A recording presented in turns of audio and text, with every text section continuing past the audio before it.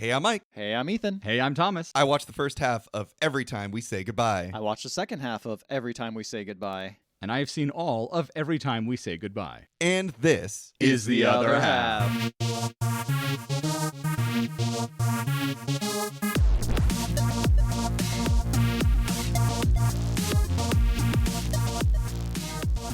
Welcome, everybody, to our Hanksgiving special. Woo! That's right. And I'm we My excited. favorite time of year.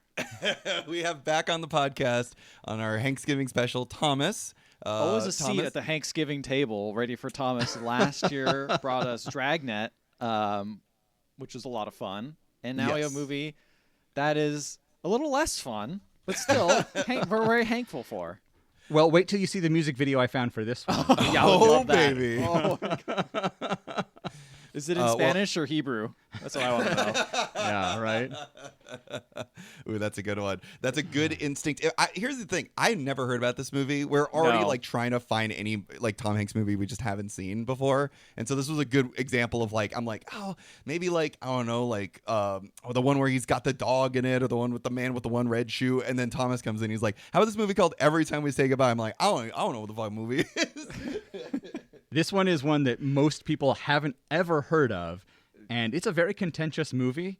It's 5.8 out of 10 on IMDb. Whoa. And I was actually looking at some of the reviews today, and they were like 1s and 10s. Wow. People love it or they hate it. And I actually like this movie overall. I think the directing's a little rough in places, especially when you're jumping through time. I think the director didn't really know how to show the passage of time very well in certain instances. But there are some incredible moments of acting that are beautiful, and I love them. And so subtle, subtle. It's I kind of really amazing to see appreciated that. young Hanks already Yeah. giving in a really, really good performance. Yes. And that's what caught my attention about this movie and really got me to liking it in the first place. So speaking of which, when did you discover this movie? Not that long before our previous Hanksgiving episode was when I first came across it. And I kind of liked it. And that's what made me think, hey, we should do this one. Were you just looking at other Tom Hanks movies and you're like, oh, I've never heard of this. And then you checked it out. Guys, I watch so many movies all the time. And so I'm always looking for stuff I haven't seen. I actually have a list. Where's my list? I was should looking bring at it our up here. last Discord messages when I went to be like, hey, are you ready to record? And the literal last message was, hey, have you seen Every Time We Say Goodbye for next Thanksgiving? Literally a year ago. And I was like, I'll remember that. And I'll we remember did. that. And we got it. So I keep a list of movies I've watched because it has happened multiple times where I start watching a movie and I'm like, man, this plot is so obvious. I feel like I know what's happening. And then it's because I've seen it before. So I'm currently at 4,575. And that is necessarily incomplete. Because I know there are movies I don't remember from growing Do you have up a that should be on Letterboxd? there. Should we be plugging your letterbox? I don't. I don't like giving companies data. That's fair. Oh, that's fair. I completely get it. Sure. I don't even So. think of Letterboxd as a company. I think of it as a friend. So I just was shocked when you said that. I but think of it you're as totally family. right.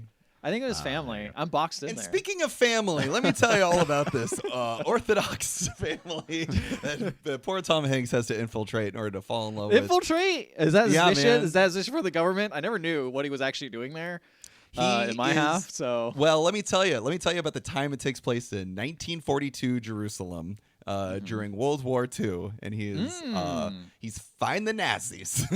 Oh yeah, okay. Fair enough. I don't know why he's in Jerusalem specifically. Thomas, can you explain that a little bit? Why is because he's injured when we meet him, and he's in So we don't. So the very opening of the film, before we even see anything, is some text, and it explains a little bit of context that you need to know about the film. right. And the text that comes up on the screen. The text that comes up on the screen is a definition of Sephardim. And they are Jews whose ancestors lived in the Middle Ages in Spain. After their expulsion from Spain in 1492, they settled around the Mediterranean basin and in Jerusalem, Palestine.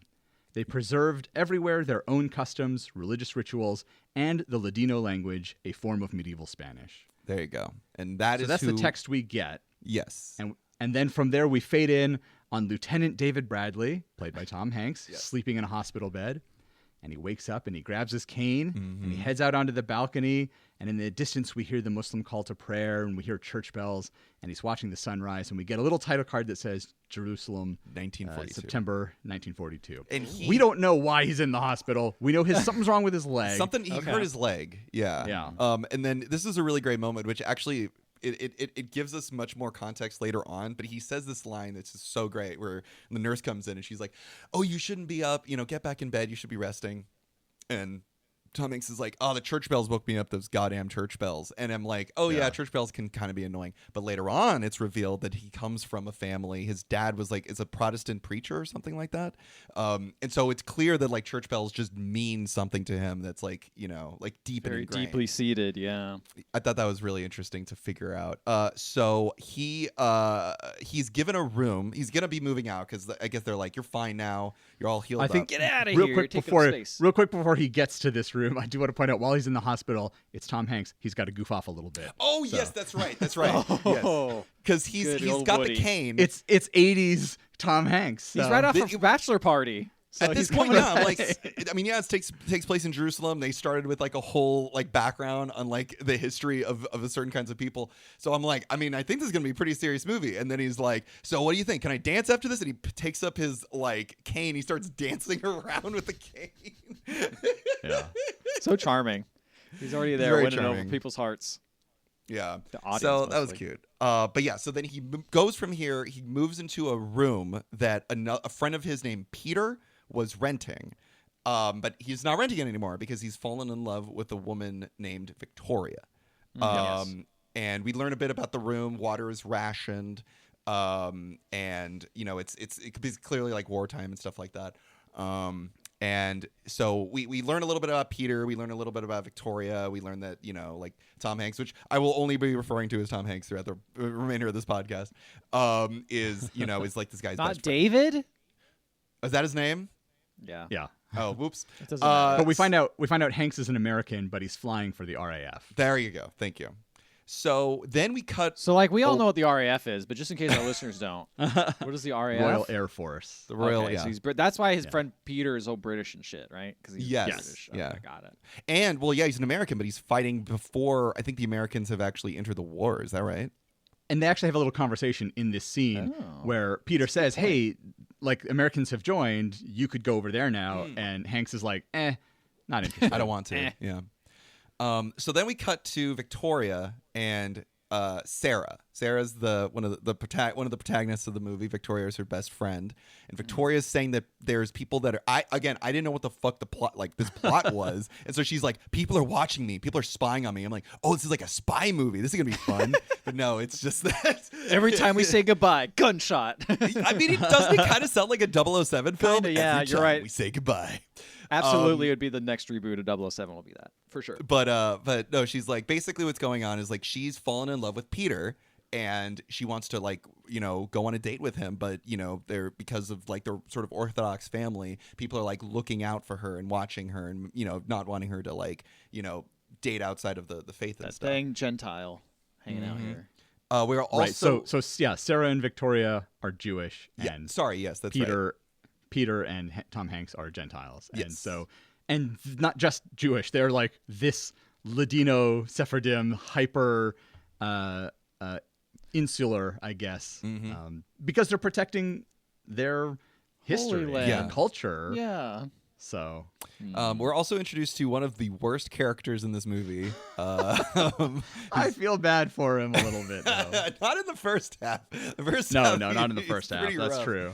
Yeah. What's his name? Nassim? Nassim. Oh, Yeah. Nassim. Oh, really? Yeah, Nassim. I call him Nissan sometimes by accident.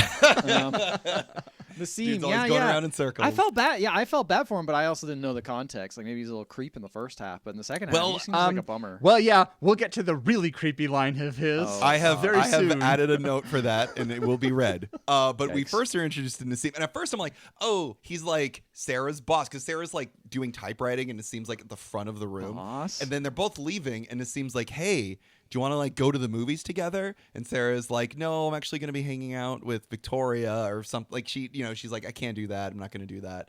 And yeah, she doesn't want to spend time with Nassim. And I just wrote down creepy old guy. I was just like, he's just like a dude that like she works for or something. I didn't really know what the like relationship was. I will soon tell you what the relationship is between these two. I don't think it's been revealed just yet.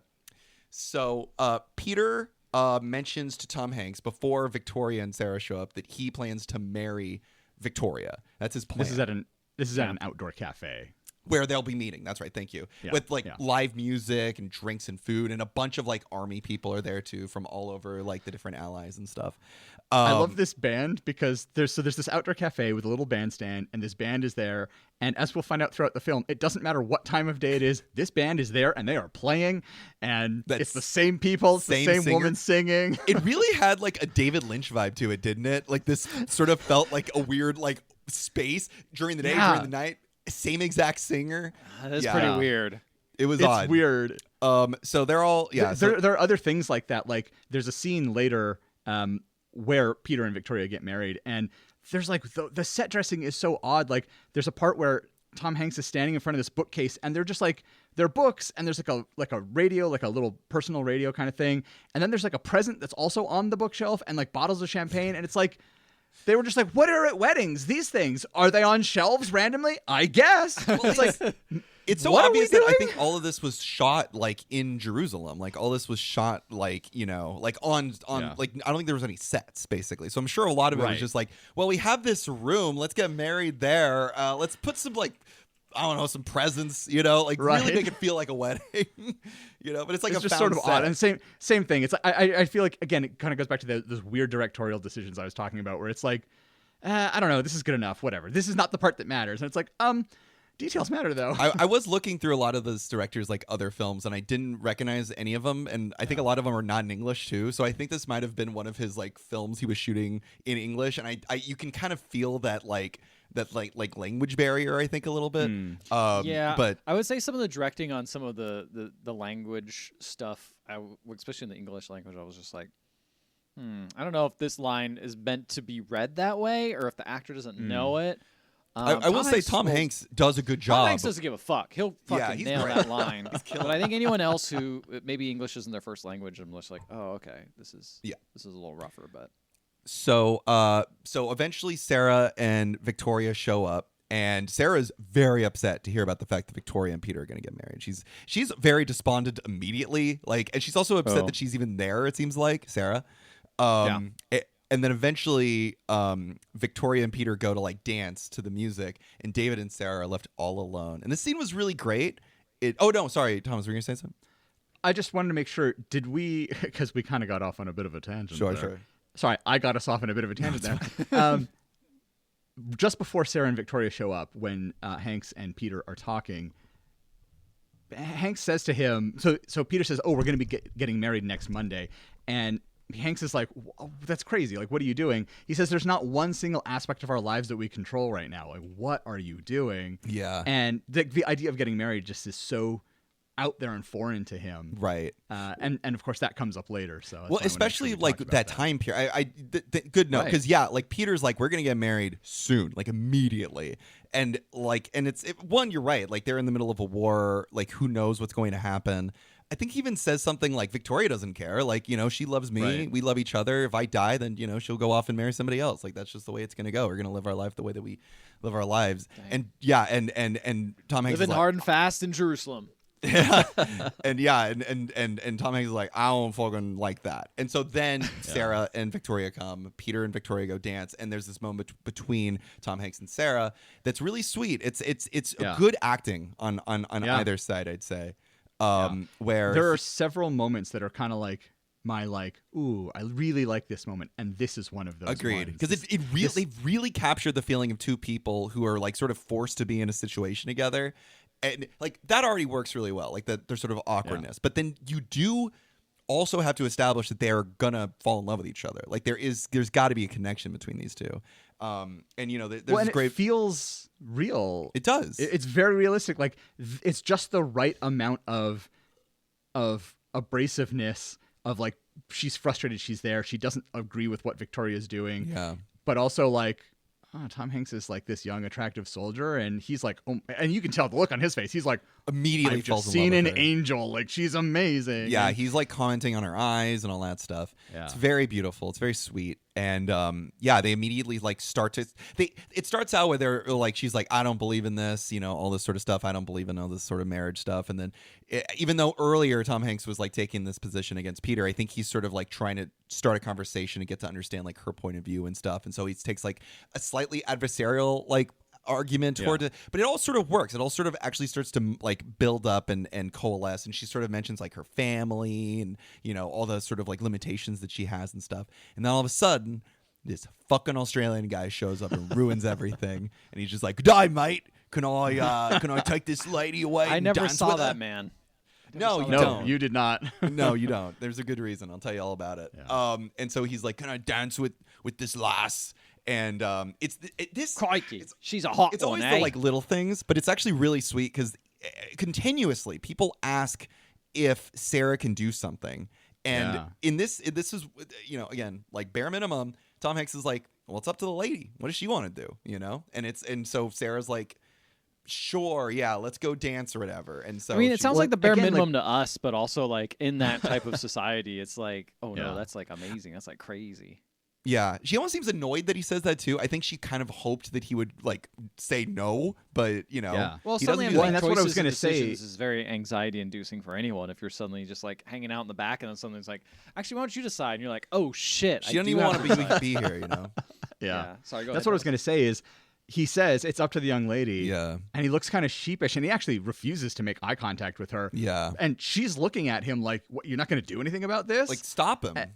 Yeah. Like she has this expectant look. And again, this is that subtle acting that I was talking about where like she doesn't have to say that. You feel it. You understand in that she look wants that for him giving. to protect her, in this moment. And we get this kind of interaction between them several more times throughout the film of you can tell that one of them or both of them want something, but they're not going to say it. Yeah. But you can see it. They're not overacting it. It's all very subtle. And again, I really appreciate that they understand the camera's right there. Yeah. This isn't a play where you've got to play to the back row. Yeah. We will see it. Trust the process. Trust the subtlety. Because she also doesn't want to make a show in front of this guy. Like this dude who's very drunk, obviously kind of like a pig is, and eventually that's legitimized because they end up actually getting up and dancing, and he keeps like pulling her closer and like trying to like get all over her, and she eventually like pushes him off and leaves like in a huff basically. But like you can tell that she's just like, I can't like stand up for myself. I can't really defend myself. And you can almost see her like disappointment that like Tom Hanks isn't like working harder for this. But again, she doesn't want to reveal that too much because she doesn't want to like upset this dude basically. So anyway, the guy's like dancing too close. She leaves, upset by this whole thing. Tom Hanks tries to like apologize, but it does it really clunkily. And then Sarah just sort of like storms off. And this moment, I love this moment, Thomas, but this moment's really fucking goofy. So she's walking, down the lane. Oh, before that, sorry. I do want to mention this because this part's really cute. She goes up to Tom Hanks, but trying to leave. And then Tom Hanks says, like, I would dance with you, but I can't because of my bum leg. And he, like, reveals the cane to her. Mm-hmm. And but she ends up leaving in a huff. And that's a good reminder what it goes to the audience. Like, he's hurt. Like, can't really move that well. So then she goes, like, walking away. She's leaving the party. And then all of a sudden, the Australian guy's there. And he's just like, come on, little lady, why don't you give me a kissy kiss or whatever? And they're seemingly like alone, like in the middle of like this like meadow or whatever, like in the middle of the field, basically. It doesn't seem anybody to be there. And you're just like, oh shit, I don't know where this movie's about to go, but this is not good. And then all of a sudden, Nassim shows up. And he's apparently been following them. He's been like stalking her. And he tries to intervene, but the Australian dude just fucking punches his fucking lights out. And he gets knocked over, bleeds all out of his nose. No, not my and Nissan. I'm just like, I know, and I'm like, oh shit, Nissan's down for the count. This Australian guy's massive. I'm like, I want Tom Hanks to save her, but he's got a bum leg. There's no way he's gonna get here in enough. And then all of a sudden, a fucking cane comes out of nowhere, just smashes the Australian guy over the head, and he gets literally breaks out. the cane over. Breaks the cane over his head, and I'm like, glad he's here. Don't know how he got here so quick. Yeah. He really, you know what? He probably fixed the technique of walking with that cane. He was running. He's like, oh, break this very cane. quickly. Hobbling, perhaps. But Hobbling. yeah, it was a great moment, and it's very sweet. And I eventually, like, Sarah's like, thank you, and all this sort of stuff. She like leaves. Nassim gets up and is like, I got to get you a drink. Like, you deserve a drink. You're such a cool guy. Really, really happy you were here and saved Sarah. And so they go out and get a drink. Nassim seems really cool. I don't know why you guys don't like him. I don't know why you say he's weird or whatever. What I love about this particular scene, though, is that, like, Nassim is like, at first he's like, asks Sarah, he's like, do you know this guy? And Hanks is like, oh no, I was just passing by. And he's like, well, I gotta get you a drink to say thanks. He's like, nah, man, you don't need to. And he's like, she was here with another woman. He's like, so are you serious about this drink? Like, oh yeah, that's right. He's trying to like not like bring attention to the Victoria thing. That's right. So eventually, and they totally just walk away. The Australian guy is just out cold on the grass. He's dead. They just leave him there. Yeah, he's dead. He's gonna die. He killed a man today, and that's fine. He killed a man. Whatever. He's in the army. And it's so legal, right? Yeah. So it's authorized by the United States. Well, he's not for the United States right now. He's just for the British. Oh shit, you're right. Oh, that's good. Is he ranking for the United States though? Like, was he transferred, or is he just literally like, hey, I want to work for you guys? Like, you know. I think that's what it was. I think he wanted to work for them because I think at the time the United States had not entered the war yet. And right. So yeah, he's getting British ranks. That's not gonna carry any weight when he gets back home. He's not gonna be able to kiss the ladies in the war streets? when it's over in the streets. In the streets. So they, so the two of them go out drinking, and this is where we get to learn a little bit about Nassim. And boy, let me tell you, I don't like this this tone. guy is fucked. So here's what he says. Nassim over drinks goes like, I've always been in love with Sarah. She's 18. I'm 28. I've loved her since the first time I saw her when she was 1 day old, and I'm the right man for her. No. Oh, and by the way, he's her cousin. He's her cousin. That's okay. Okay, I heard that, and I was like, that can't be right. That can't be right. We're not talking like. They keep doing like, hey, I'm going to my uncle's house. I'm like, oh, why is that guy living in his uncle's house? That's kind of weird. Wait a second. No. That can't be right. There's no way. There's no way they would have this kind of like weird, somewhat incestual type situation. Like, look, I know, like, biologically, I guess it's fine. Sure. No, it's not. Is it? I don't fucking know. I'm not going to say anything on this podcast as medical advice, but I'm going to say that it's kind of fucked. Kissing cousins. I don't know. I expect that out of the South. I did not expect that out of Jerusalem. That's all I'm saying. That's all I'm saying. It's massively fucked, and the amount of like ownership he feels over her as well is like really unnerving. Like he constantly says like we were made the for whole each thing. This changes everything. I thought he's just a cool guy named after a car company. No, not even a car company, not even a race. So yeah, no, it's pretty fucked. And so then he's like, hey, you want to go? Oh, actually, this moment's really good because I love how even like Tom Hanks is clocking like, I don't know about this guy. Like, yeah, it's kind of great. He almost sort of like bugs to the camera a little bit, like, get a load of this dude over. Kind of fucking weird. He right? definitely looks visibly uncomfortable when this revelation comes. He's like, "Who's Sarah?" He's like, This "My fucking cousin." guy, He's like, he's going after someone who's Oh, no, 18 he's and I'm like 30. Whatever. That's fucking normal though. That's fine. Yeah. So one thing I tried to figure out is how old is Tom Hanks' character in this film, and it's that's fair. revealed. So I was Yeah. looking at the actual actor's age because I was like, and Tom Hanks is 30, like 1 or 2 or something like that, and the actress is like 20, and I'm like, I mean, that's great. legally fine, but kind of weird, but okay. At least they're not cousins, though, you know. At least they're not cousins, you know. I draw the line there. Let me tell you. If he's 30 and she's in her early 20s, that is half his age plus 7, so it still fits in the. I guess you're right. In the Yeah. So formula. So Nassim invites Tom. I'm now realizing I actually never wrote Tom Hanks in my notes. I keep saying David. So he actually disappeared in this role. He disappeared in this role. Yeah, Nassim invites Which is funny David. because you said he would be Tom Hanks this whole time. Yeah, you were adamant about that. Yeah. I was, and I was wrong, and I want to go on record and say that I was wrong. It and takes a that big man you to to admit admit. you're wrong. So, I'm yeah. proud of you. I'm a big man, and I'm the biggest man for admitting it, and I'm Yeah. glad you thought so. I do. So anyway, so he's like, come to Sabbath dinner. We're you're invited. It's gonna be the whole family. And so he goes to the dinner, and he gets to like learn about her family and get to learn more about Sarah. And the family all seem to really like him a lot. They seem to like him more than Nassim, which is pretty great. Like they're like, oh, he's like really cool, and he's got a family, and his dad's like a preacher. Doesn't and love his cousin. Like, it's cool. He doesn't love his cousin. They read like tea leaves about him. The grandma reads tea leaves. It's coffee grounds. Coffee grounds. And then the grandma's like, oh yeah, nothing bad's gonna happen to you, and you're a good man with a good heart and all this stuff. And yeah, it's a super good moment. They are discussing how they're gonna defeat Hitler, which is another great moment. All the guys are like, I want love Hitler. That. Love that. I want Hitler to come here and I'll beat him up. And there's one guy at the party. I'm gonna send he just this shows up to you randomly. guys.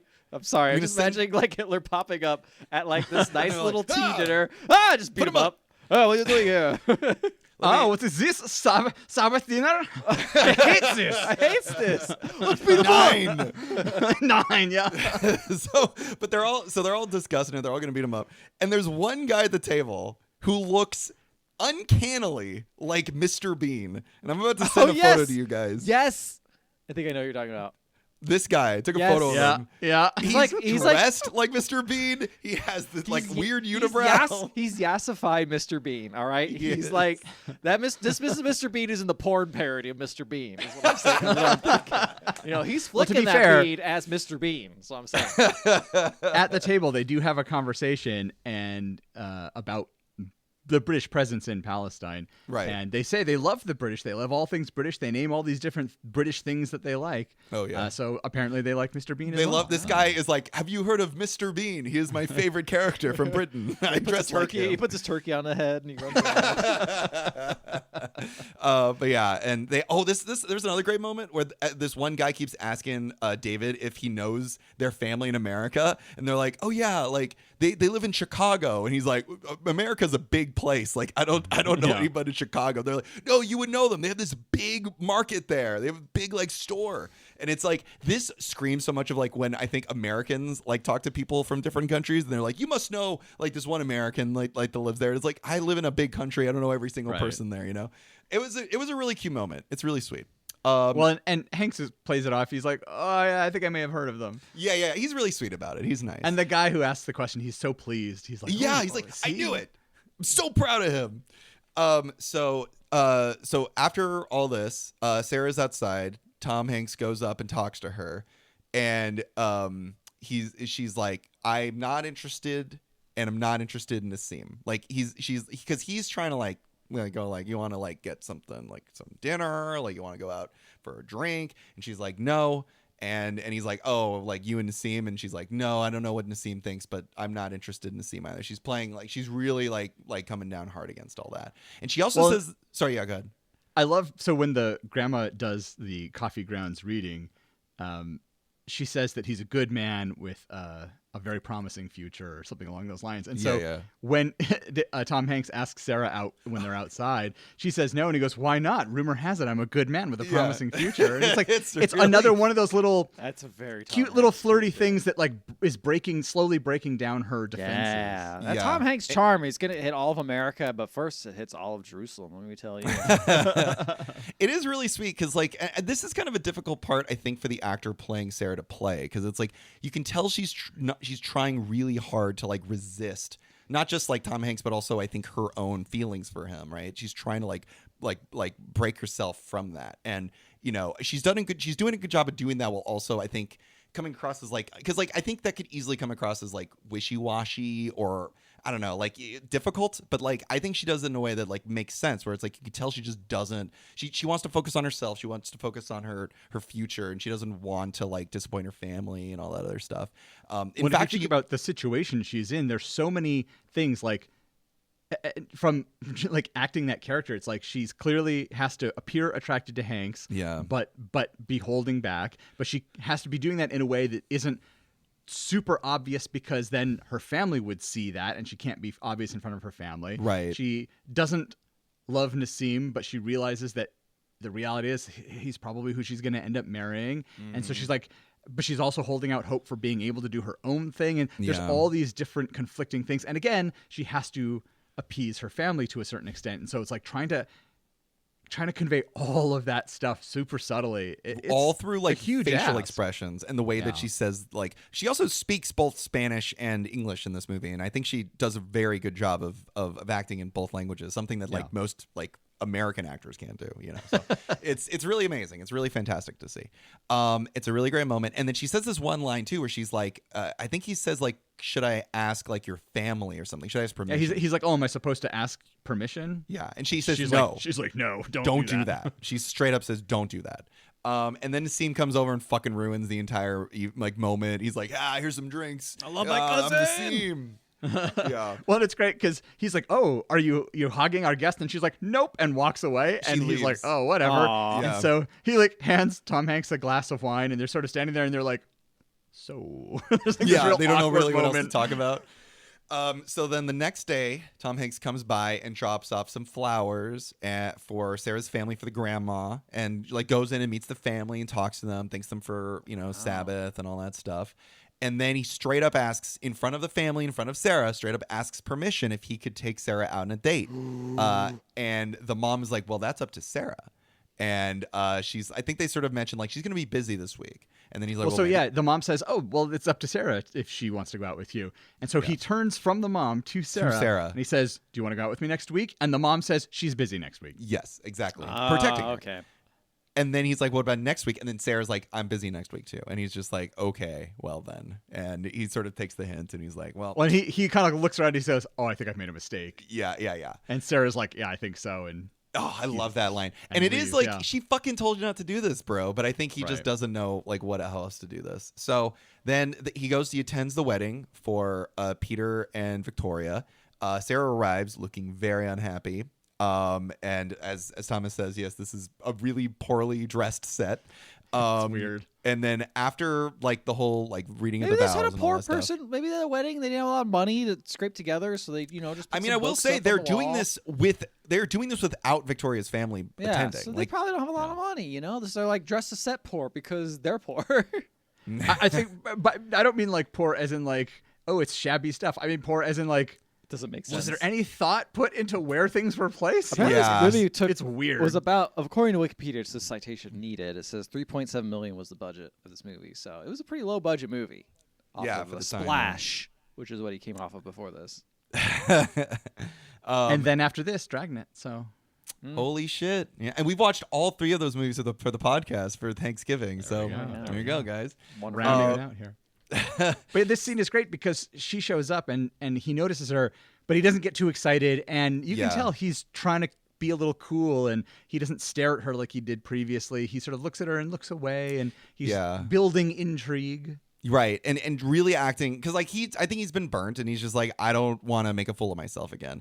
But he immediately makes a fool of himself and over drinks at the wedding. Right, he's just drinking glass after glass. And in again, front of Sarah. another great interaction between them where he grabs a glass and he's about to drink it, and she's giving him this look, and he's like, "What? You're supposed to get drunk at a wedding?" Yeah. She says, "Well, it's not like you to drink like that," and he goes, "How would you know? How would you know?" Yeah, it's a great moment, and it's such a good. And then eventually he's like, "I can tell you're uncomfortable here. Do you want to like go for a walk? Like, do you want to get out of here?"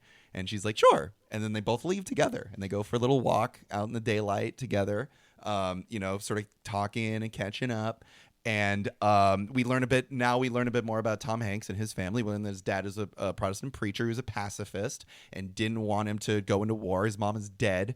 His siblings didn't really care one way or the other. But Tom Hanks is like, I was going to disappoint my father anyway, one way or the other. So I might as well, do it early. So that's why he decided to go to war and fight. Just get it over with. Fight the Nazis. Yeah, get the disappointment over with. Also, it's kind of funny. The more we learn about his father, the more I'm like, he seems like a pretty cool guy. He's like a pacifist. He's like a socialist. I'm like, this guy seems pretty nice. So that's not very American, though, Mike.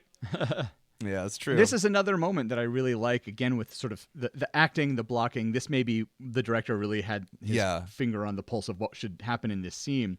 So David is always uncomfortable talking about his father, so he changes the subject. And Sarah walks up and stands next to him, but then she turns to face him. And again, there's this like tension, this unspoken desire that she clearly is expressing through body language, that she wants to have an interaction of some sort with him. Right. And he turns away from her and looks out over the horizon. Again, he's like, he's not giving her very much on purpose. And is it because he doesn't want to fall in love with her more? Is it because he's trying to withhold so that she wants more from him? Like, it could be all of those things. Yeah. It's really, and also just gorgeous location. Like, I know this is all shot on location. It's like just amazing place to shoot the whole movie. Really great stuff. Sarah acts as if this can never be. She's just like, this is never going to work out between the two of us. We can never be together. And you can tell it's like killing Tom Hanks, because like he's kind of opened up a bit. He's allowed himself to like, be vulnerable with her, and she's still acting like this just cannot be. And he takes it on the chin. He's just like, I guess this is goodbye. Like I don't want to keep fighting for something I can never have, basically. Well, and they're both trying to they're both kind of trying to talk themselves out of this relationship by saying like, this couldn't work because of this and that. And he says, I guess we should just stay out of each other's way. Yeah. And she agrees. And then he says goodbye. And again, there's a moment where they're sort of standing there and she just does not look happy about this. Yeah. And but then she kisses him on the lips. And then runs away immediately. And then runs away. Yeah. So that was a really sweet moment, between two people. And it felt really beautiful and amazing. Oh. And then Nassim shows up. I knew that was going to happen. I was going to make a joke that Nassim was going to show up. God, this is like Nissan. The next day, maybe. The next day, probably. Sarah and Nassim are walking around, and motherfucker, Nassim still cannot take a fucking hit. And, Nassim just comes on so strongly. He really does. And he just doesn't understand the situation, like, whatsoever. And so he's professing his love yet again. He's just like, when will you ever accept me? When will you ever love me? And then Sarah says, I love you like a brother, Nassim. And then Nassim says, man, he's like, that doesn't matter. Sorry. Yeah, no, he does basically say that, Ethan. Really? He says, that'll change once we're married. Yep. It's fucking horrific. And Sarah calls Nassim foolish. I'm like, yeah, he is. And she sort of like kisses him on the cheek in like an awkward way and then runs off. On the forehead. On the forehead. Which again, this scene comes right after she kissed Tom Hanks on the lips. And you're just like, I think, again, all that subtle like choices for these characters, Yeah. It's good stuff. So we cut to Peter and Tom Hanks. They're at Tom Hanks's, like pad that he's renting. And immediately Peter is just going off in his fucking like boomer stand-up special about how much he hates his wife now. He's just like, she's always crying. She's upset. She's like, I can't see my family anymore. And it's just like, Peter, what the fuck did you expect? But of course he didn't have any expectation because again, like they really jumped into this situation. Yeah. They're sort of drinking too, and Tom Hanks has like he's like smoking and like drinking a little whiskey, and he's just like going off and off and off and off about Victoria and how upset she is. He's just like, oh, she's always so angry or upset that she's not seeing her family. I'm like, Peter, you're not coming across very well here in this conversation. You're not the hero right now. No. So Tom Hanks is like, well, let's go play catch, and so the two of them go outside and they play catch. Just guy things. And then. Just guy things, just guys hanging out, drinking some whiskey and smoking some cigarettes and playing some catch. And so they go play catch, and then all of a sudden Victoria arrives and she's standing behind Tom Hanks, and Tom Hanks like looks back and sees, and Peter looks at Victoria, and Peter goes over, walks towards Victoria, and they embrace and they hug each other, and it's like. All of that is all gone now, and they still have each other. That love is still there. Damn. And Tom Hanks is sort of just like, I don't understand what's going on. Yeah. Yeah. So then we cut to a boxing match. I think one of the boxers is like one of Sarah's brothers. Is that right? Yeah. So one of Sarah's brother is named Albert, and he's like actually a pretty good boxer. He's fighting. Oh gosh, I wrote it down here. Hold on. He's got a great name. I couldn't. Yeah, I was like trying to figure out why. She has so many brothers that he could be doing anything, and I'll be like, yeah, sure. I'm sure that's one of her brothers doing that. I guess he's fighting the Ogre of Aleppo. Oh, that's a good name. Donkey, get out of my swamp. Now this is. I think this might be my favorite scene in the movie. Again, just for the unspoken interaction that no dialogue. So yeah, Sarah's there with Nassim and I think the rest of her family watching this boxing match, and she's so uncomfortable. She does not want to be there, to the point where I was like, "What the fuck is she even doing there?" And now I realize it felt very much like, "Babe, come do the thing I have interesting," But no, now I realize. And again, it's Albert. She's like, they're there to support family. Right. Now I understand that. But at first I was just like, this really feels like, babe, don't you want to watch the game with me? And it's like, no. You're interested in my interests. Yeah. And she just finds it like horrific, and it seems really getting into it. And then Tom Hanks walks in, and their eyes meet from across the boxing ring. Ooh. And she leaves. And Nassim does that thing that I think every shitty boyfriend's done, which is just like, babe, where you going? And then immediately goes back to watching the match. Yeah. Now it's important. One thing that's important here is when her and Hanks lock eyes, one of her brothers, whose name I think might be Shaltil, he notices this. He sees it. There's one cool brother. I think he's the cool brother, right? Like he's the one cool Shaltiel guy. is not the cool brother. I was going to say Shaltiel is not cool from my perspective. He seems like a narc. He is. Okay, he's that. So one, this is my favorite moment though. So she says, "Okay, I'm gonna go home," and she heads for the door, and she is just locked eyes on Hanks. Yeah, she does not look away at all. No, and he's kind of like ducking and dodging, looking around, like because people are like getting in between them, and he's trying to look at her, and she's just heading for the door, looking straight at him. Like and then she gets near the door and just stops. Yeah. And then he suddenly like gets the hint and he smiles and he kind of slowly walks toward her and he takes her arm and they leave together. And it's just like, it's such a, like you said, the lack of dialogue and the expressions on their faces, and it's such a good scene. It's a great scene. It's a beautiful scene, and it's amazing. And by the way, Albert wins the boxing match. So. Oh yes, that's right. He wins because he's good. Get that ogre out of here. Her shitty brother clocks all this and leaves as well. So he's following them. Yeah, Shaltiel like follows them out the door secretly. And this is where I'm like, oh, this is what they were talking about when they were talking about being like spied followed on. And spied on. Exactly. Yeah. So Tom Hanks and Sarah, they leave together and they go. Now guess where they go. Oh yes. Take a guess where they might end up. The airfield. I don't know. They go to that same fucking place, that outdoor music place. Yep. That same. It's night. The band is nighttime. still there playing. Now they're singing a song called "A Nightingale Sang in Berkeley Square," and Hanks and Sarah are slow dancing and just gazing into each other's eyes. It's so beautiful. And by the way, she's dancing way closer with him than she did with the Australian. And clearly enjoying herself, clearly having a good time, letting her hair down a little bit. Do you think that and Tom Hanks is dancing too, even though he's got that bum leg? Hey man, he's gotten better. Time has passed. That's true. Do you think Sarah kind of looks like Zendaya from Challengers? Because I think with that haircut, I think she looks a lot like her. That's just my opinion. I think she looks more like Amelie. Maybe like a cross between the two. Sure, yeah, I'd say that. I can see that. Because she has like that short hair, big brown eyes. Yeah, you know. yeah. She can fit in a spoon. She makes eggs in a spoon. She thinks about how many people are having orgasms at the same time. Yeah, same thing. She puts her hand in the lentils. Or the lentils. And she feels really good about it. I will say that does feel good. I like that. I don't blame him. I mean, I agree with her. Like, it feels cool. She's just saying what we're all thinking about the lentils, you know? And the orgasms. Yeah. So they're dancing. It's really sweet. And then after the dance, they're like walking down the street together, middle of the night. And Tom Hanks says, every time we meet, we have to say goodbye. Oh. Yeah. And that's the name of the movie. It's the name of the movie. and they start trying to make plans. Like, when are we going to see each other again? And he's like, Saturday. And she's like, that's Sabbath. I can't do that. That's going to be my Sabbath day. And then he's like, all right, then Sunday. We never do anything Sunday. We've got a car. We'll hang out. Let's plan for it. We'll meet here at this time. They have this whole thing. And then she like, this shot was like genuinely gorgeous. Is like they're in like this like alleyway in the middle of the night. There's one light at the end of the alleyway, and so she runs off back home, and she's illuminated in silhouette by this light, and you just see her like shadow, and she like, and it's so great because this whole movie she's been having to like restrict herself and like have to be concerned about all of her like limitations and stuff.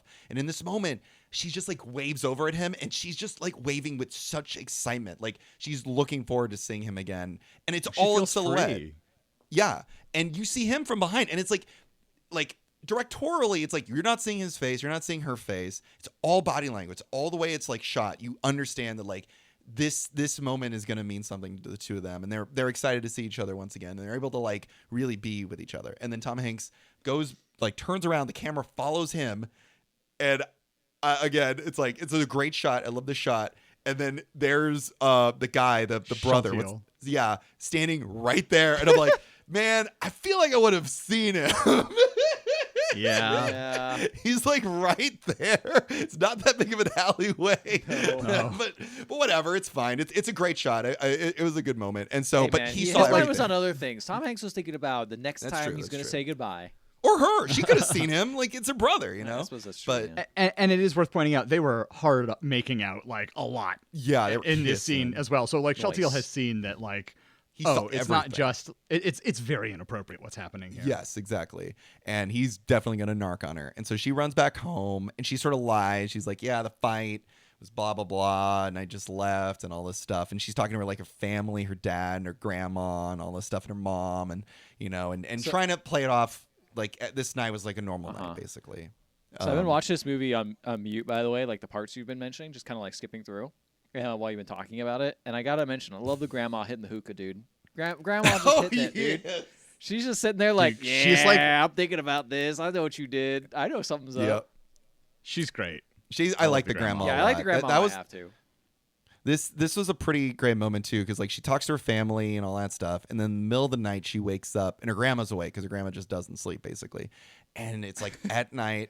And grandmas just don't sleep. I just like grandma, like she's like a vampire or something. She's like, I was up at 3 in the morning knitting or something.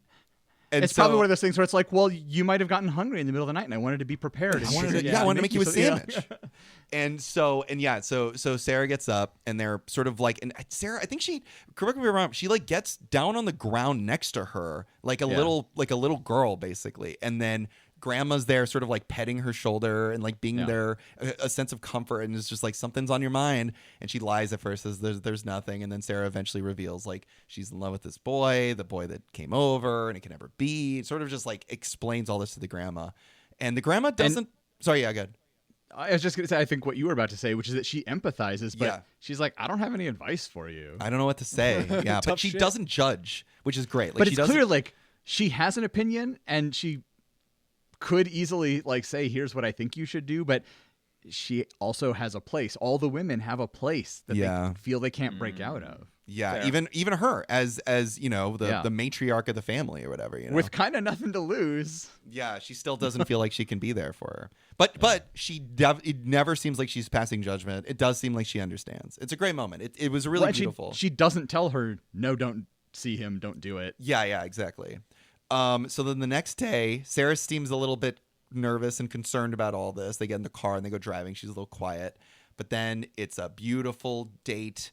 They're in the water and they fall in the water. Oh, and it's so cute. And there's a little waterfall and they have to wait for their clothes to get dry. So they're in their undies, but they don't see each other.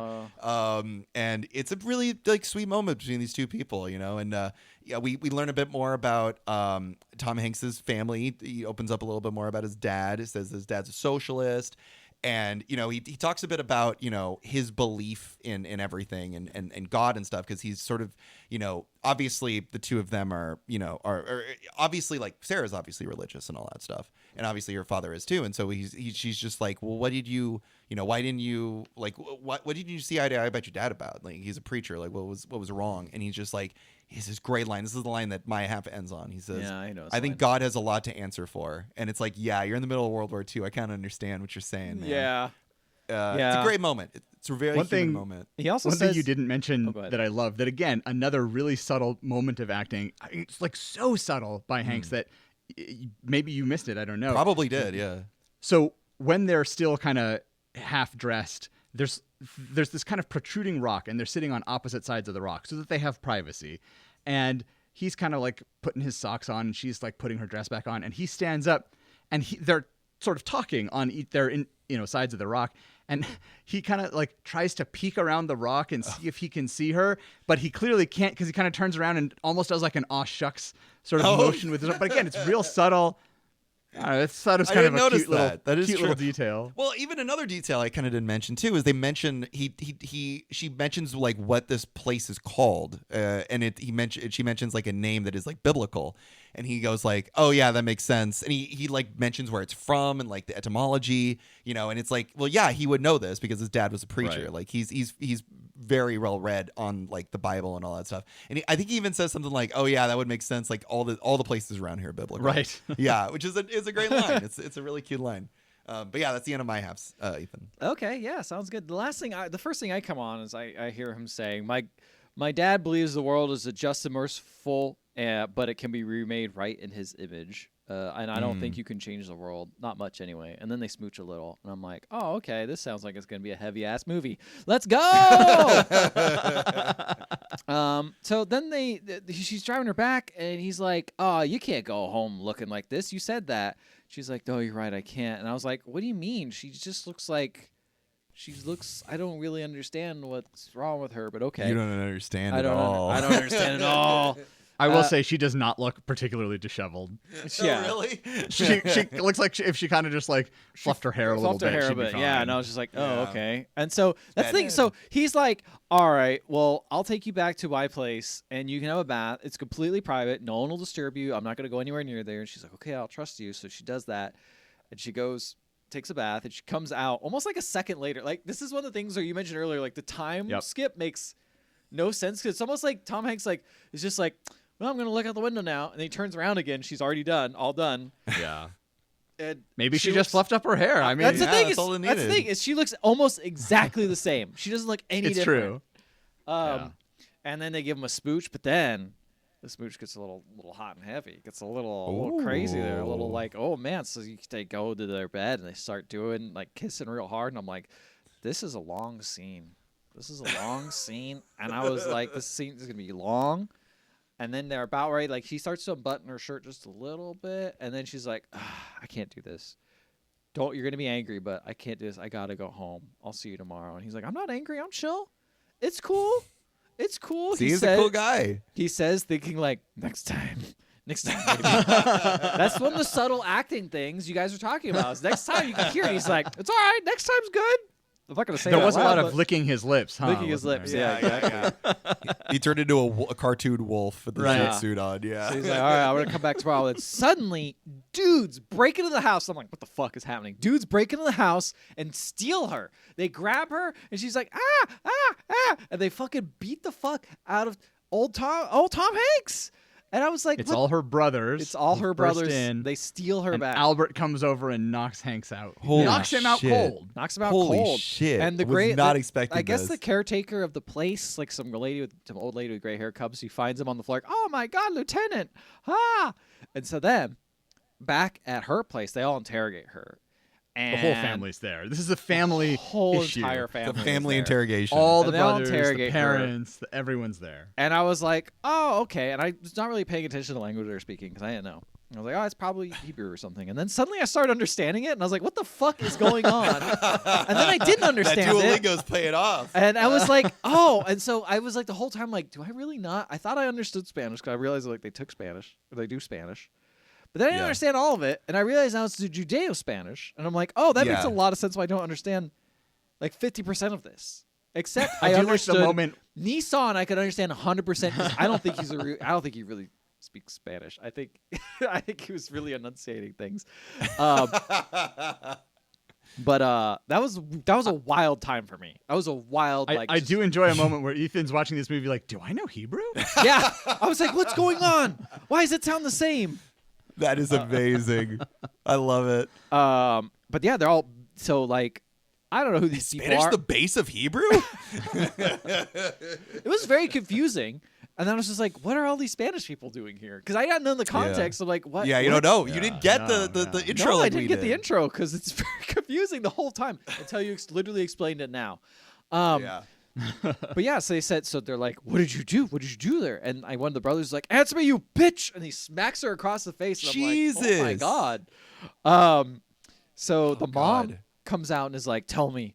You need to tell me what happens. Tell me, you know what's wrong. You know I love you and everything. Like, you're my daughter, I guess. But if you did this, I'll never forgive you. You're not my daughter anymore because this is wrong. And I'm just like, oh my God, she really did it bad. Yeah, she's like, are you still pure? And she starts calling her like a whore and all this stuff. Like it goes And the real- brothers have to hold the mom back. Yeah, they do. Oh my God. It's intense. And I was just like, this sounds like not a great family.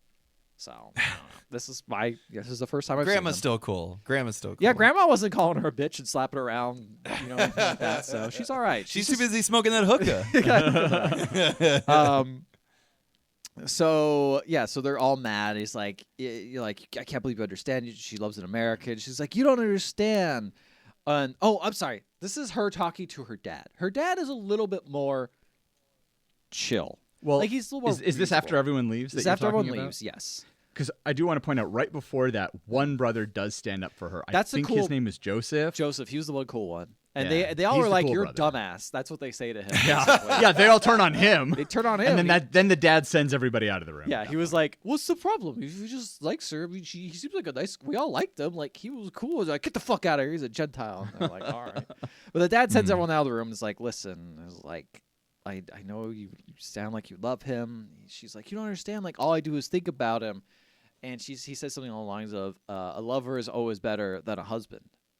Like, always sounds better than a husband. Like, he's always there for you, but like things get different, get more difficult. I empathize, but I don't really know. I don't really know if this is the right choice for you, but like everyone else is gonna hate you. It's your choice. This isn't at this scene, but a little bit later, he talks to her, basically says like, it's not my choice, but I'm gonna disown you.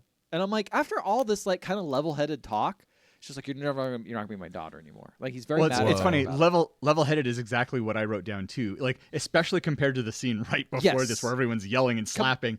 This is a surprisingly level-headed conversation. I kind of like it because like as over the top and emotional the scene was before, like how is this any less cruel in some ways? Right. Because he's just saying it in a very nice tone and being very much like, I understand where you're coming from, but also them's the rules. But you're wrong. Yeah, exactly. Yeah. Which is scary in its own way. But I mean, at least he's nice about it, I guess. So Tom Hanks one thing that is a little different. He does say like these are the rules and this is how it is, but he is not explicitly ordering her to do or not do anything. Whereas previously the mother has and other people have. Earlier in the movie, they all kept saying like it's whatever she wants, and now it's like only the dad is the only one who's now like whatever you want. Like you're gonna face the consequences. And Joseph, Joseph, that's true. Joseph, I think is actually like you're cool. I think he's the only one who's actually like on the side. Like he doesn't. He's like whatever. I think the dad's more like, what is it? Love the sinner, hate the sin kind of thing, where it's like, God bless you, right.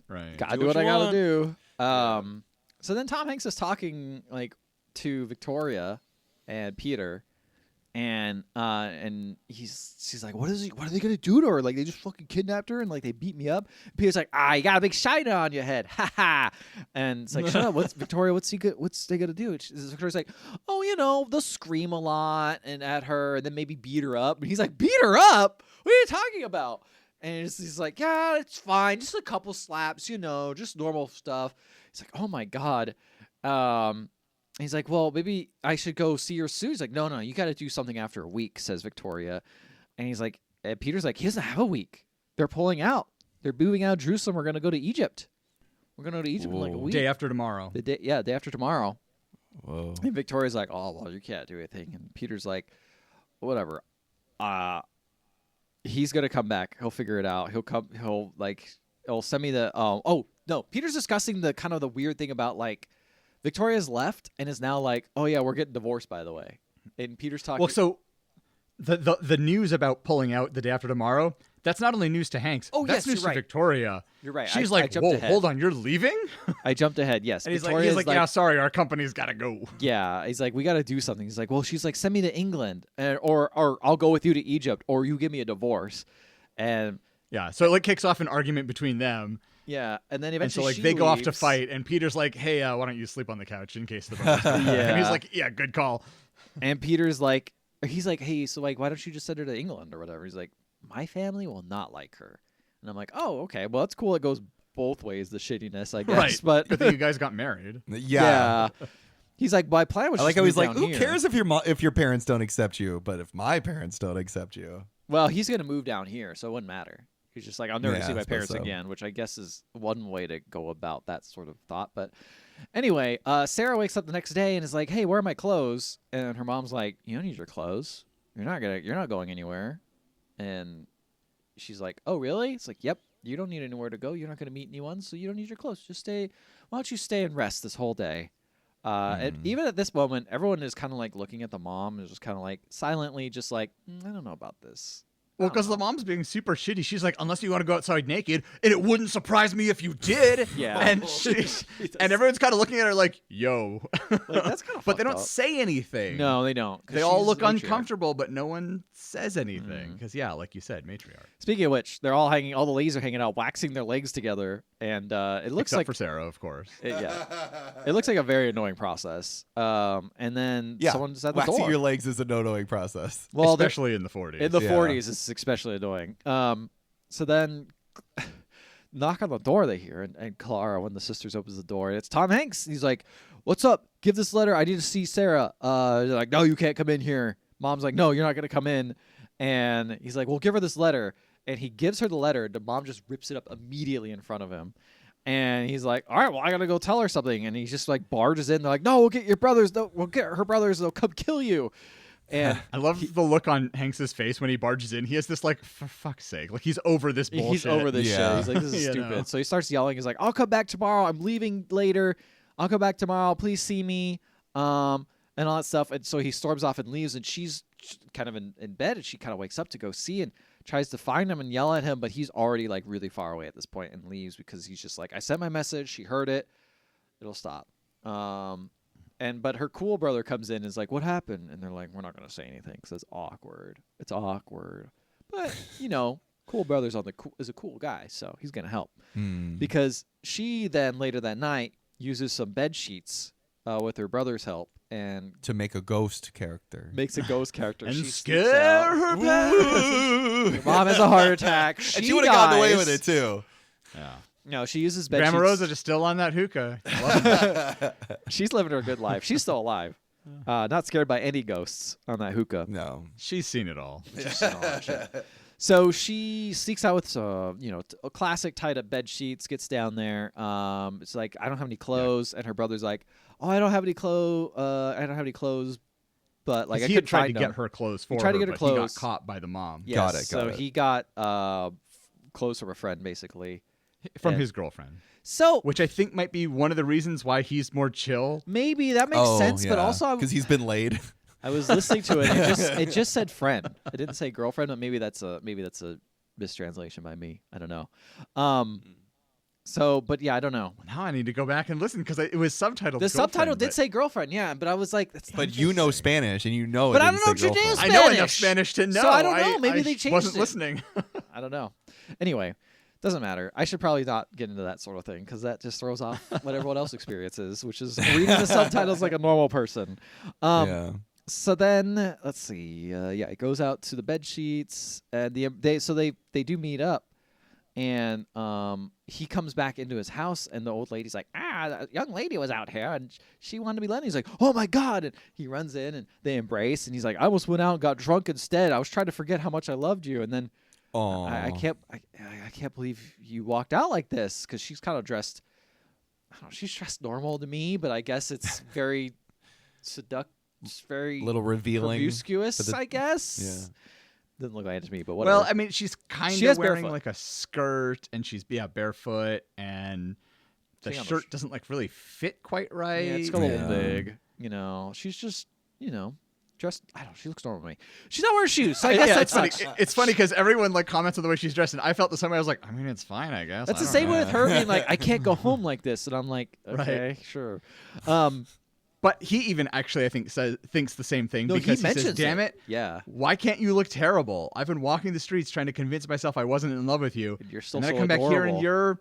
you're barefoot and you're adorable." Yeah. Aw. And then, so then actually this time she's like, well, he's like, I'm sad. I'm going to be leaving tomorrow. And she's like, don't be sad. I'm staying here all night. And then she unbuttons her shirt and then boom, they smashed her, waked up in bed together naked. And They know each other biblically now. Yeah, exactly. She says, That's because everything here is biblical. That's Exactly. It was established earlier. everything. Even that outfit she's wearing that was promiscuous, biblically promiscuous. Yeah. So she says, let's just go back to sleep, and I promise I won't slip away without saying goodbye. And then, of course, she slips away without saying goodbye. And she goes to her uncle's house. And You're talking about that other scene where they start to kind of get stuff going the first time before she gets snagged by the brothers. That being a long scene. Oh my God. So as she's saying, oh, let's just go to sleep, the camera like pans over to this window and then sits there for way too does. long. I just forgot. holds It that turns the shot. daytime. And it like goes from dark to light and then it comes back and I'm like, I get what you were trying to do, but wow, that like We was can not understand great. what the daytime is. It's different Yeah. than night. Yeah. Probably could have just dissolved to daytime, guys. Yeah, pretty much. But so Sarah sneaks off and goes to her uncle's house and says, sorry to wake you. And she goes and visits Nissan. I see. And and they talk to each other. Interesting. Oh, and her aunt is like super catty. Oh, yeah. She's like, I can't believe you're here. And what is the other thing she said? She said something about like, oh, she's like, why are you dressed this way? What is it, like Purim or something? And he's like, calm down. She's like, I had to see it with my own eyes. Like, you're being terrible. And the uncle's like, fucking, It's okay. let's go in the other room. Let's leave these two alone. Like, he's like, sorry. He's got like this look on his face that's like, sorry, don't worry about it. Excuse my wife. What's interesting is she speaks to Nassim in English too, which I don't know. Is that something that she's always done, or is it just literally her own family she speaks in Spanish to? Because it was interesting. I think it's pretty inconsistent, to be honest. Okay. There's one moment where Nassim and Sarah are talking in English together. I think that's just how they talk to each other, because like maybe that's just their relationship, which kind of interestingly implies some distance. So maybe that's why it's okay that they're cousins in his mind. He's like, well, we don't speak the same language or something. But I feel like could also be he does. He just speaks it kind of weird. I remember mentioning that earlier. Right. It could also be an awareness by the characters that the American English-speaking audience is watching the film. Yeah, that's what it is. It's for us. Yeah. They're like, all romance has to be in English. All reprimanding has to be in Spanish. I don't know. Yeah.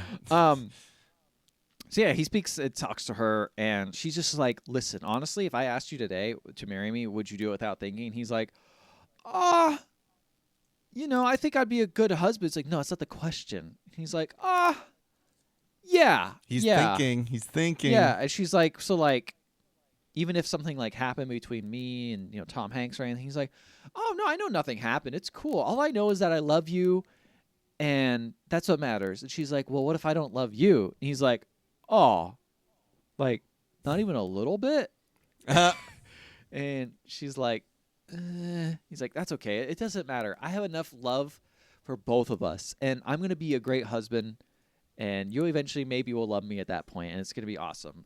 And that's basically it. Even he looks unconvinced. He's like telling himself this. Yes, Tom Hanks. And there's another sort of like awkward moment where they're just sort of like, this is what the hand we're dealt, huh? This is the other path we could go down. Tom Hanks wakes up after she left. He's sad he can't find her, but then he's got to go to fucking Africa, dude. So we see him landing a plane in Africa, which is very confusing because I was just like, oh, he's just someone landing a plane. I didn't know he did that, but that's just probably my own problem. He goes out and he lands. He talks to Peter at their barracks. Peter's like, yeah, I'm getting divorced. Me and Victoria are getting divorced. It's over.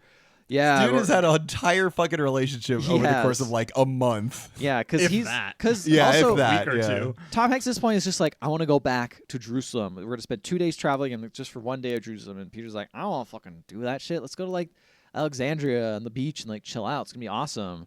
He's like, no, I gotta go back. And you don't care about Vicky. He's like, no, I'm getting divorced. Found out some weird annulment thing. Just gonna annul our marriage. It's gonna be awesome. And I'll be a single guy, just as I used to be. But also, by the way, I don't want to tell you this. Like, you want to go back to Jerusalem, but like, Victoria told me that Sarah's getting married, so maybe you shouldn't go. And he's like, what? He's like, she doesn't mean that. I'm gonna go anyway. And then we cut to Sarah getting ready for the wedding. And Grandma's there. And Grandma's just like, she doesn't have the hookah this time. But she's just like, you haven't had any second thoughts? She's like, no, I don't think I am. I'm not having any second thoughts. And then she mutters to herself, I'm only drowning. And I'm like, I feel like that's second thoughts. But, you're young. Maybe you don't realize that. And Grandma Rosa even says to her, if you feel you're making a mistake, it's better to admit it now than ruin the rest of your life. Exactly what she says. Jesus Christ. She's just like, I guess I'm just drowning. It's cool. Tom Hanks gets dropped off near Gaza and Rafah. Mm-hmm.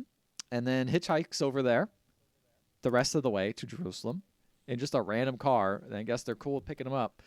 Talks to Victoria. Victoria's like, give it up, man. Like, she's already getting married to Nassim. And he's like, no, it's not real love. I know I love her. They must be forcing on her. And it's like, Victoria's like, I don't know. I don't think so. So Victoria goes to Sarah and is like, look, your boy Tom Hanks is here. You got to talk to him. He traveled all the way here. And he's like, no, I don't ever want to talk to him again. And Victoria's like, he loves you, though. She's like, no, this is like my wedding day. I'm not going to go do that. By the way, tell him I hate him. Oh, no, don't say that. But I kind of do. To hell. You can tell hell with him. And no, don't do it. Don't do that. And then he says, you know what? Tell him. Oh, go ahead. No, I think you were about to say it. Tell him to forget me like he forgot our promise. Because at the end of the last, I don't think I mentioned this. At the end of the last time before they met, after they got done sleeping with each other, he says, promise to when I leave that you'll forget me. basically. And that's why he was sad. And she's like, don't worry, don't be sad. I'll be here all night. And then they bang. So hopefully, but that bang was probably so good he forgot his promise. So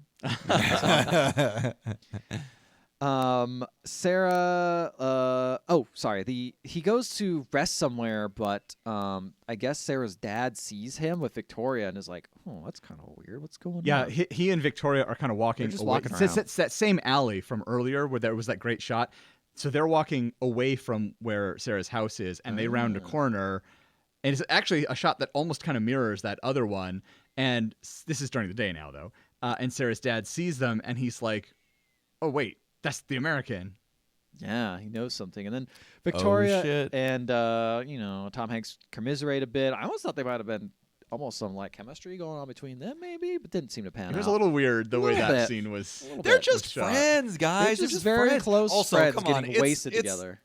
It's Tom Hanks in his early 30s. Like he's a hottie McDottie, Exactly. I mean, Victoria's no slouch. Exactly. Yeah, that's right. So she's like, let her know I'm leaving at 6. She's like, okay, I'm leaving at 6 tomorrow. Like, I'll be waiting. She knows where to find me. And the dad goes and talks to Sarah and is like, listen, you'll always make me proud of you. Always. Aww. But I saw the America Victoria. Are you doing some shenanigans? You meeting with him? And she's like, no, I swear I didn't want to. I never want to meet him. And then the dad's like, is there a reason you're like rushing to marry Nassim? And I thought it was interesting because this whole time you kind of didn't really tell who was doing this until now. Like at this point, we're kind of in the Tom Hanks's point of view where it's like, I don't know if she is being forced to do this or if she's just kind of doing it on her own. It turns out she is just rushing to get it like over with. Be like, I want to be like rid of this Tom Hanks fella. I just want to be married and be done with it. Because it's and the forbidden. dad explicitly tells her, no one is forcing you to do this. Yes, he says, I would never force you to love anyone. But he does say, this is the moment I mentioned earlier, if you choose the American, I can't help you. It's outside of law, outside of family. I will no longer be your father. It must be understood. And I'm just like, oh my God, what a thing to say to your daughter. Jeez, but what's interesting is that he's not saying you can't go with the American. And so, like, she kind of seems to have this moment of realization that although he strongly disagrees with their union, he's not going to stand in her way. No. Yeah. It's She almost can like make her own decisions. It's Yeah, the same thing as, like they've been doing this whole time, right? It's like, you can do whatever you want, but there are consequences it's not to your like the actions. mom who's like, I straight up forbid it. Like, I just don't allow Yeah. it at all. The dad's just But like, again, it's "Oh, if go for anything, it, it's I more guess." cowardly because it's It also is. it's a trap, right? It's like it's a trap Sure. for the other person to fall into or Don't a test worry, even, Mike. really. Don't worry, Mike. They'll resolve it. Oh, I'm sure. So then Sarah puts on a coat. I suspect one of these people are going to die, by the way. I feel like we haven't gotten into this. I feel like either Tom Hanks or Sarah are going to fucking die. It is I think World War it's probably II. going to be Sarah. I think Well, Sarah's wait till gonna you die. find out that he's been dead the whole... No, wait. That's... It's very biblical ending. Wait until I find out he was actually a little boy the whole time and he was just playing with his Zoltar machine. It was weird when he had that big piano on Jerusalem that they just all danced on. Very strange. Yeah. So Sarah puts on a coat and leaves and actually makes a decision. And she goes and visits Victoria in the middle of the night. And she goes up and knocks on the door. It's like, where is he? And Victoria says, oh, he must have already left. He's gone. She's like, no. So he's very depressed. She starts walking out towards the fields, but kind of in the Now, garden. Mike, where do you think she finds him? Possibly some kind of outdoor music place. This is the one time the band is not there because it's 5 in the Oh, morning. okay. I was like, I didn't see any band there. So it is that They're hiding in the bushes. They're waiting. They're waiting, yeah. yeah. As soon They're as between sets right now. Yeah, They're like, as soon as they kiss, that's our cue. exactly. Yeah. But he knows This is the night. It's a beautiful night. his plane takes off. It's gonna take off at 6. So she's just like, it's over. It's already almost 6. I guess she never mentions it. But yeah, she walks over to the park and finds him there, and he's about ready to actually leave. Like he literally is like, his alarm goes off on his his watch, yeah, he starts to leave. But then she says, "Wait!" And they find each other and they talk. He says, "What? Where were you?" He's like, I realized I don't have an explanation for why I was here." And she says, "I don't either." And then he throws his bags down on the ground and he says, "You can't marry someone else." She's like, "I can't." He's like, oh, that was not the response he expected. Yeah. And he says, you better mean it. He's very upset and loud this time. She says, I do mean it. He goes, oh, well, that's awesome. And then they hug.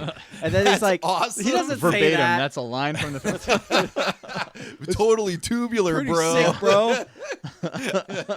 High five. So dar. And then he says like, oh, well, I got to go. He's writing a letter to Peter. Yo, this chick is skibbity toilet.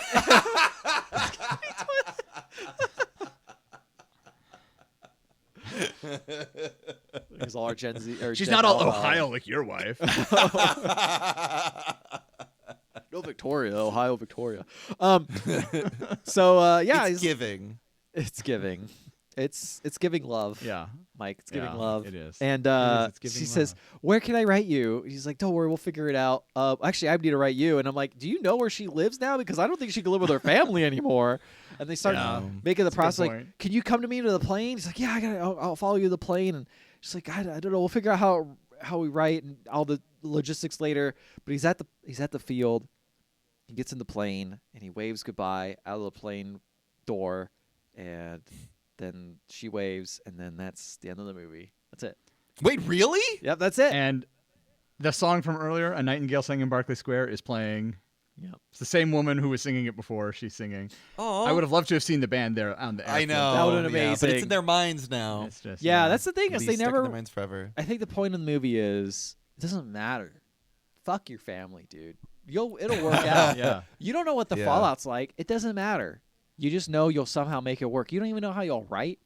Love will find a way, baby. Especially if you come across all these other circumstances of like almost getting married and getting beat up by her brothers. Love will still find a way. It'll work out. I will say, I think it's they're clearly drawing a contrast between these two and Peter and Victoria, where it's like they also flew in the face of convention, Yes. and threw caution to the wind. But I feel like our two lovers here between also- Sarah and Tom Hanks. Our lovers are very cautious. They are very much like, That's what I was going gonna to say. We can't do this the Yeah. whole time. And so I think you're right. It is very much contrast of like, sometimes, love can be hard, but you got to work for it. You got to work through it and actually like plan it and see if this is actually working, or if it's not meant to be. You don't get married right away. You got to work a little bit and see if Right. this is actually going to work. And they didn't even say they're getting married. They're just saying we want to be together. Yeah, exactly. Yeah. Yeah. That's beautiful. Yeah.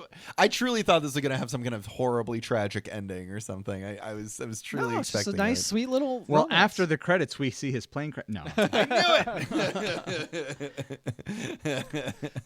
Yeah. yeah. The post-credit scene is Tom Hanks sitting in the plane, looking out the window, and it pans over, and there's a suspiciously familiar guy who goes, "You're like flying on the airplane? 9!" Like, yeah, genuinely, I was like, oh, something bad's gonna happen. But, I think I watched too many sad movies. I was like, this is not gonna end well for the two of them. It's just But a good fun time. I'm glad. But yeah, it's a cute movie. I think Tom Hanks is very charming. I think He's so charming in this. the main actor lady's most of the time good, but there's some line reads and stuff where I'm just like, She's know. speaking 2 languages. I Come know, on, man. you're right. I should Be give her a easy break. on her. I should. You're right, but sometimes Especially for her age. She's playing she's True, she's she's voicing 20. 2 different languages. You're right. She's pretty young. I don't think she's been in a ton of other movies before this. Like she's able to, like, when she's not speaking, and I mean this is gonna sound like a mean thing to say, but when she isn't speaking, she is still able to express It's a true. whole lot with just like her face and her body true. language. I just say like if she was way younger at like 10 or something, Mike, you'd be fucking all against her. Not just If she was way younger, like 10 or something, I wouldn't be watching this movie. I Ethan, know. because it'd be a I'm crime. just It'd be a saying. crime is what I'd be watching. It's kids. Ethan. It's kids. Or Nassim. Nassim super canceled. Already kind of Yeah. canceled, but super canceled. But no, I really like even in just my first half when I was like, is this gonna be a spy movie? Is this gonna be a tragedy? What's gonna happen? I was like very impressed by any scene between these two, and it's one of the few romance movies I feel like where I see a couple and you can see the love like blossoming over time, but you know that there is still like a chemistry and connection there. And you want them to be together. Like, you want more scenes with them together. And so when there's scenes where they're apart or with other people, you're just sort of like waiting around, which I think don't, that's the thing. That's most of my half. I was mostly waiting around for them to get together. Yeah. because most of the times they did hang out, it was literally like, all right, we're smashing and we're going to bed and we're now escaping. It was like, it was good. I liked it, but I think lacking that context from the beginning really kind of lacking the first half of the movie can sometimes be a real detriment to the second half. So I do appreciate where it's going for, and a lot of moments I like, but I do think it did get kind of slow at the end anyway, where you're just kind of like, will they, won't they? And I don't know, the tension wasn't really working for me, but also I wasn't as invested, so I could understand maybe if you knew the beginning and knew kind of all the obstacles they actually had to go through. I mean, I guess I did see him get beat up, but even then, just truly seeing them like really going from people who were like trying so hard to not fall in love with each other and then actually winding up together, I think is something that's very beautiful to watch. And you just don't often see it. A lot of times it's like you have shit like the Notebook, where it's like the guy's really trying to like get in a relationship with a girl who's like already in one, and it's just like coming on a little strong. You know, it's nice to see two people who like should be together try actively to fight that. You know, it's nice. It's really nice to see. Yeah, it was really fun to watch. Yeah, and there's some really, like we said, tender moments and subtle moments that I think were really great.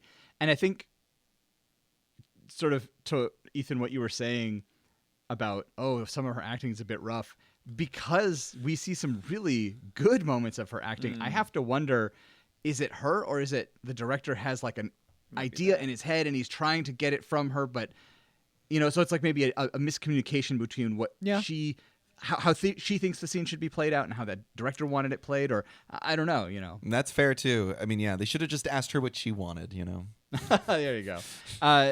To her, how much experience she had acting. She's been in total over her life 29 things. This fell around the middle. Oh wow! Of her career. Wow, that's really crazy. Well, she started in 1976. This film was in 1986. So she was 10? She was like a child, yeah. Don't watch her acting then, Mike. You'll be so mean. There you go, 10 years old. There you go, 10 years old, buddy. You can watch that movie if you want. She would have been 20. I have no problem. I was 10. She's fine. She's all right. But yeah, I really enjoyed this. I really enjoyed my time with this. I loved these two characters. It was so nice to see a young Tom Hanks in a movie. Also, young Tom Hanks not being a complete fucking pervert, because I feel like every other movie he's in when he's young, he's like either like in Bachelor Party, even in Splash was like, ugh, like what are we doing here? Like, I don't know. Yeah, it was nice to see him just be like a cool, charming guy who's like nice and. But I don't know. It's like I think that's the other thing. Like, it's so easy to make a character like that just boring. And I don't think I think because you cast someone like Tom Hanks, he can bring the charm. He can be funny. I don't know. It's also kind of funny because like he's obviously a very handsome guy, but he's not like conventionally handsome. He's got like a weird big nose and like a strange looking head and like whatever. But like it really is working, man. Like there's something about a young Tom Hanks. You're just like, man, it works. It really works. Honestly, I think there's like a level of confidence that he displays. Yeah, that he just exudes. And I mean, I don't know what how many movies he'd made before this, but yeah, he's just so immediately confident in front of the camera and like and knows exactly what every scene is asking for. Like, he was doing like mostly like I think he started with stand up and he's in a lot of comedies. And so seeing him in this at such a young age and able to like easily balance like being a funny guy and also being dramatic or romantic is I don't know. It really goes to show the strength of who he eventually became as an actor. Mm-hmm. And now we can see him in Here coming out this year. This creepy CG de-aged Robert Zemeckis film. Oh yeah, I forgot about that. It's exciting. Where he looks kind of the same. But yeah, hey Zemeckis, stop it. Yeah, stop it. Just stop. Zemeckis, chill the fuck out. Knock it off. Just retire. We're just gonna agree. Into ways you don't. We're all want just going to agree that the last film you ever directed was Castaway, and we'll just agree that was the last film you ever made. A great Tom Hanks movie. Yeah, exactly. Great Tom Hanks movie. But yeah, thank you so much for bringing this to us, Thomas. This was another great Hanksgiving, and thanks again for being. Sorry, I was gonna say thank you for bringing us the lowest grossing Tom Hanks film of all time. This movie only made $278,000. There's no way. Really? Yep. It's the lowest to this day. Lowest grossing. That's why no one's I was going to say, I was like, there's no way this made less money than like Mazes and Monsters. But no, that's definitely lower. Big flop. But yeah, is that what we're doing next year, Mazes and Monsters? I've seen it, sadly. I've seen Mazes and Monsters. That movie is rough. It is rough. You know what that movie is, right, Ethan? I've never heard of this movie. Oh my god. Oh. Well, since I've already seen it, let's just discuss it really quick. It's about Dungeons and Dragons. Tom Hanks gets way too into Dungeons and Dragons. It's one of those movies or those movies that's like awesome. It's one of those movies where it's like the kids are gonna learn. It's an 80s Satanist panic. Oh, there you go. Yeah, it's a movie. satanic panic thing. And then at the very end of the movie, part of the campaign is like you have to go to the 2 towers, like from Lord of the Rings. And so he goes to New York, the Twin Towers, and he plans to bomb them. Or like jump off them or something. I think he was planning to jump off them. Yeah, Jump off them. That's right. Yeah. It's truly wild. and he is trying the hard. I think this is like He is. He's really trying, but it's like the material is just not going to be there for him. Yeah. But yeah, it's a great film. But yeah, thank you so much again for being on the podcast again, Thomas. You're always, you're always welcome. You always bring great Hanksgiving movies, and you have a podcast of your own. Why don't you tell the folks all about it? I do. My podcast is called Almost Plausible. Myself and a couple friends will take an ordinary object. So the examples I like to give of actual episodes we have paperclip, toilet brush, ceiling fan. We just recorded balloons, which is not going to be out when this episode airs, but it'll be out very soon afterward. And it turned out really well, I think. I don't know. I haven't edited it yet, but the story is really good. I also really love your guys' Halloween episodes. Those are always a lot of fun. Yeah, those ones we follow a little different format. So normally we'll take that everyday object and we'll come up with a movie plot based on that object. For our Halloween episodes, we do more like an audio drama. And we still pick an everyday object, but it's Halloween themed, and we create sort of spooky stories about those that are around like a campfire and stuff. Right, right. It's a good time. I'd highly recommend checking out the episodes. They're on, I think, any podcatching app. Anywhere you listen to podcasts. There if you go. not, let me know because I would be surprised to hear that. You got to get on it. Yeah. And while you're there, also check out our previous episodes. And while you're there, leave a 5-star rating and review. We'll read it on the show no matter what it says. And if you wanted to reach out to us, we are on email, we're on Facebook, we're on Threads, we're on, we have a Discord. And then I'm sure you guys have ways of contacting you guys as well, right? Yeah, if you go to almostplausible.com, we have it all listed there, but it's the same sort of stuff. We're on socials, we're on Discord. Perfect. Yeah, so check them out. And thank you again, Thomas. We really appreciate you coming by for this beautiful Hanksgiving feast. Thanks for having me. It's always a lot of fun. I like hanging out with you guys. Well, we got to get you guys on our show. Yeah, we really should. Cool we keep wanting to come on there. And hopefully we will in the new year. That would be a wonderful time. We'll get it scheduled. Perfect. Awesome. Well, goodbye, everybody. Have a happy Hanksgiving.